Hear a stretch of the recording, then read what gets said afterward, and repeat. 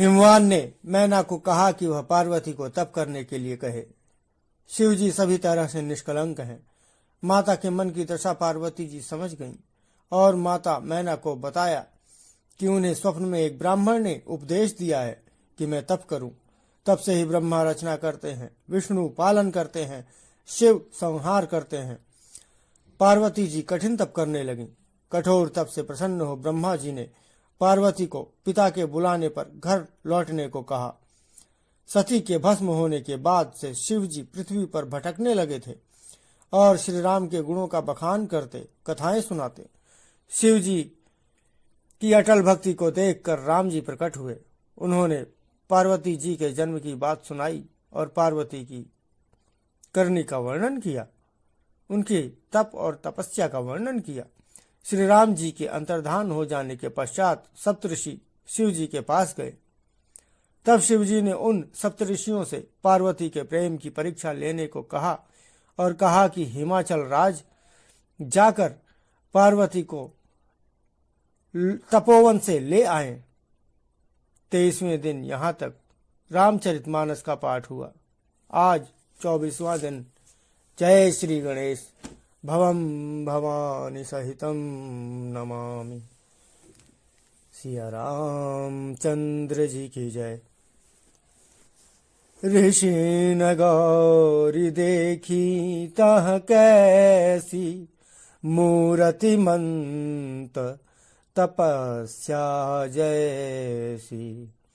बोले मुनि सुनु शैल कुमारी, करहु कवन कारण तपु भारी। केहि अवराधहु का तुम चाहु, हम सन सत्य मरमु किन कहु। कहत बचन मनु अति सकुचाई, हंसिहु सुनि हमारी जड़ताई। मनु हठ परान सुनई सिखावा, चाहत बारी पर भीति उठावा। नारद कहा सत्य सोई जाना, बिनु पंखन हम चाहि उड़ाना। देखहु मुनि अविवेकु हमारा, चाहिए सदा शिवहि भरतारा। सुनत बचन बिहसे ऋषय, गिरि संभव तव देह। नारद कर उपदेश सुनि, कहु बसेऊ की सुगेह। ऋषियों ने पार्वती जी को देखा, मानो मूर्तिमान तपस्या हो रही है। मुनि बोले, हे शैल कुमारी सुनो, तुम किस लिए इतना कठोर तप कर रही हो? तुम किसकी आराधना करती हो और क्या चाहती हो? हमसे अपना सच भेद क्यों नहीं कहती? पार्वती ने कहा, बात कहते मन बहुत सकुचाता है। आप लोग मेरी मूर्खता सुनकर हंसेंगे। मन ने हठ पकड़ लिया है, वह उपदेश नहीं सुनता और जल पर दीवार उठाना चाहता है। नारद जी ने जो कह दिया उसे सत्य जानकर मैं बिना ही पंख के उड़ान करना चाहती हूँ। हे मुनियों, आप मेरा ज्ञान तो देखिए कि मैं सदा शिव जी को ही पति बनाना चाहती हूँ। पार्वती जी की बात सुनते ही ऋषि लोग हंस पड़े और बोले, तुम्हारा शरीर पर्वत से ही तो उत्पन्न हुआ है। भला कहो तो नारद का उपदेश सुनकर आज तक किसका घर बसा है? दक्ष सुतन उपदेशिन जाई, तिन फिर भवन न दे कायाई। चित्र के तु कर घरून घाला, कनक कसिपु कर पुनिय सहाला। नारद सिख जे सुनहि नर नारी, अवसि होहि तजी भवनु भिखारी। मन कपटी तन सज्जन चीना, आपु सरिस सबहि चहकीना। तेहि के बचन मानि विश्वासा, तुम चाहूं पति सहज उदासा। निर्गुण नीलज कुबेश कपाली, अकुल अगेह दिगंबर ब्याली। कहु कवन सुख असबरु पाए, भल भूलिहूँ ठग के बौराए।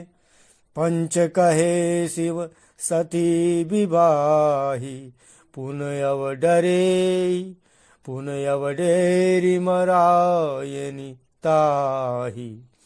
अब सुख सोवत सोचु नहीं, भीख मांगी भव खाही। सहजय का किन्ह के भवन, कबहु किनारी खटाही। उन्होंने जाकर दक्ष के पुत्रों को उपदेश दिया था, जिससे उन्होंने फिर लौटकर घर का मुंह भी नहीं देखा। चित्रकेतु के घर को नारद जी ने ही चौपट किया। फिर यही हाल हिरण्यकशिपु का हुआ। जो स्त्री पुरुष नारद की सीख सुनते हैं, वे घर बार छोड़कर अवश्य ही भिखारी हो जाते हैं। उनका मन तो कपटी है, शरीर पर सज्जनों के चिन्ह हैं। वे सभी को अपने समान बनाना चाहते हैं। उनके वचनों पर विश्वास मानकर तुम ऐसा पति चाहती हो, जो स्वभाव से ही उदासीन, गुणहीन, निर्लज्ज, बुरे वेश वाला, नर कपालों की माला पहनने वाला, कुलहीन, बिना जल बार का, नंगा और शरीर पर सांपों को लपेटे रहने वाला है। ऐसे वर के मिलने से कहो तुम्हें क्या सुख मिलेगा। तुम उस ठग नारद के बहकावे में आकर खूब भूली। पहले पंचों के कहने से शिवजी ने सती से विवाह किया था, परंतु फिर उसे त्याग कर मरवा डाला। अब शिव को कोई चिंता नहीं रही, भीख मांगकर खा लेते हैं और सुख से सोते हैं। ऐसे स्वभाव से ही अकेले रहने वालों के घर भी भला क्या कभी स्त्रियां टिक सकती हैं। अजहु मानहु कहा हमारा, हम तुम कहूँ बरनीक विचारा। अति सुंदर सुचि सुखद सुशीला, गावहि वेद जासु जस लीला। दूषण रहित सकल गनु राशि, दूषण रहित सकल गुण राशि। श्रीपति पुर बैकुंठ निवासी, असबरु तुम ही मिलाऊ बानी। सुनत बिहसी कह बचन भवानी, सत्य कहेहु गिरि भव तनु एहा। हठ न छूट छूटे बरु देहा। कनकऊ पुनि पशान ते होई, जारेहु सहजु न परिहर सोई। नारद बचन न मैं परिहरऊँ, बसऊँ भवनु उजरऊँ नहीं डरऊँ। गुरु के बचन प्रतीति न जेहि, सपने हूँ सुगम न सुख सिधिते ही। महादेव अवगुण भवन, विष्णु सकल गुण धाम। जेहि कर मनुरम जाहि सन, तेहि तेहि सन काम। अब भी हमारा कहाँ मानो, हमने तुम्हारे लिए अच्छा वर विचारा है। वो बहुत ही सुंदर, पवित्र, सुखदायक और सुशील है। जिसका यश और लीला वेद गाते हैं, वह दोषों से रहित, सारे गुणों की राशि, लक्ष्मी का स्वामी, बैकुंठपुरी का रहने वाला है। हम ऐसे वर को लाकर तुमसे मिला देंगे। यह सुनते ही पार्वती जी हंसकर बोली, आपने यह सत्य ही कहा कि मेरा यह शरीर पर्वत से उत्पन्न हुआ है, इसलिए हठ नहीं छूटेगा। शरीर भले ही छूट जाए, सोना भी पत्थर से ही उत्पन्न होता है, सो वह जलाए जाने पर भी अपने स्वभाव सुवर्णत्व को नहीं छोड़ता।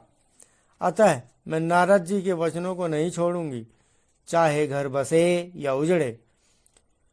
इससे मैं नहीं डरती। जिसको गुरु के वचनों में विश्वास नहीं है, उसको सुख और सिद्धि स्वप्न में भी सुगम नहीं होती। माना कि महादेव जी अवगुणों के भवन हैं और विष्णु समस्त सद्गुणों के धाम हैं, पर जिसका मन जिसमें रम गया, उसको तो उसी से काम है। जो तुम मिलते हो प्रथम मुनीसा, सुनती हूँ सिख तुम्हारी धरी सीसा। अब मैं जन्म संभुहित हारा, को गुण दूषण करे विचारा। जो तुम्हारे हठ हृदय अभिषेखी, रही न जाई बिनु किए बरेशी। जो तुम्हारे हठ हृदय अभिषेशी, रही न जाई बिनु किए बरेशी। तो कौतुकियन आलसुआ नाही, बर कन्या अनेक जग माही। जन्म कोटि लगी रग रह मारी, बरऊं शंभुनत रहूं कुंवारी। तजाऊं न नारद कर उपदेशु, आपू कहीं सत बार महेशु। मैं पापरऊं कहीं जगदम्बा, तुम ग्रह गवनहु भयउ विलंबा। देखी प्रेम बोले मुनि ज्ञानी, जय जय जय जगदम्बिके भवानी। तुम माया भगवान शिव, सकल जगत पितु मात। नाई चरण सिर मुनि चले, पुनि पुनि हर सतगातु। हे मुनीश्वरों, यदि आप पहले मिलते तो मैं आपका उपदेश सिर माथे रखकर सुनती, परंतु अब तो मैं अपना जन्म शिव जी के लिए हार चुकी। फिर गुण दोषों का विचार कौन करे। यदि आपके हृदय में बहुत ही हठ है और विवाह की बातचीत परे की किए बिना आपसे रहा ही नहीं जाता, तो संसार में वर कन्या बहुत हैं। खिलवाड़ करने वालों को आलस्य तो होता नहीं, और कहीं जाकर यह काम कीजिए। मेरा तो करोड़ जन्मों तक यही हट रहेगा कि या तो शिव जी को वरूंगी, नहीं तो कुंवारी ही रहूंगी। स्वयं शिव जी 100 बार कहें तो भी नारद जी के उपदेश को न छोड़ूंगी। जग जननी पार्वती जी ने फिर कहा कि मैं आपसे पैरों पर पड़ती हूं, आप अपने घर जाइए, बहुत देर हो गई। शिवजी में पार्वती जी का ऐसा प्रेम देखकर ज्ञानी मुनि बोले, हे जगजननी, हे भवानी, आपकी जय हो, जय हो। आप माया हैं और शिवजी भगवान हैं। आप दोनों समस्त जगत के माता पिता हैं। यह कहकर मुनि पार्वती जी के चरणों में सिर नवाकर चल दिए। उनके शरीर बार बार पुलकित हो रहे थे। जाई मुनिन हिमवंतु पठाए, करी बिनती गिर जहीं गृह लाए। बहुरी सप्त ऋषि शिव पही जाई, कथा उमा कै सकल सुनाई। भय मगन शिव सुनत सनेहा, हर्षि सप्तऋषि गवने गेहा। मनु थिर करी तब शंभु सुजाना, लगे करन रघुनायक ध्याना। तारकु असुर भयउ तेहि काला, भुज प्रताप बल तेज विशाला। लेहि सब लोक लोकपति जीते, भये देव सुख संपत्ति रीते। अजर अमर सो जीति न जाई, हारे सुर करी विविध लड़ाई। तब बिरंचि सन जाई पुकारे, देखे विधि सब देव दुखारे। सब सन कहा बुझाई विधि, धनुज निधन तब होई। शंभु शुक्र शंभूत सुत, यही जीतई रन सोई। मुनियों ने जाकर हिमवान को पार्वती जी के पास भेजा और ये विनती करके उनको घर ले आए। फिर सप्त ऋषियों ने शिव जी के पास जाकर उनको पार्वती जी की सारी कथा सुनाई। पार्वती जी का प्रेम सुनते ही शिव जी आनंद मग्न हो गए। सप्त ऋषि प्रसन्न होकर अपने घर ब्रह्मलोक को चले गए। तब सुजान शिव जी मन को स्थिर करके श्री रघुनाथ जी का ध्यान करने लगे। उसी समय तारक नाम का असुर हुआ, जिसकी भुजाओं का बल प्रताप और तेज बहुत बड़ा था। उसने सब लोक और लोकपालों को जीत लिया। सब देवता सुख और संपत्ति से रहित हो गए। वह अजर अमर था, इसलिए किसी से जीता नहीं जाता था। देवता उसके साथ बहुत तरह की लड़ाइयां लड़कर हार गए।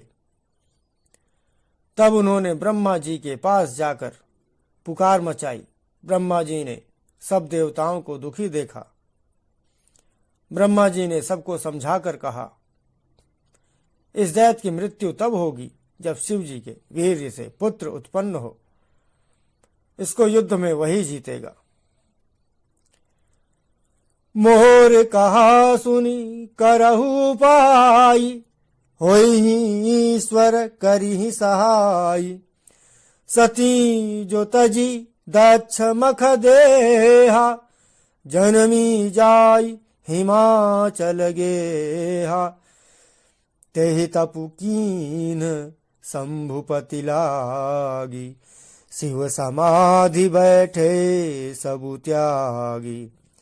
यद्यपि यही असमंजस भारी, तदपि बात एक सुनहु हमारी।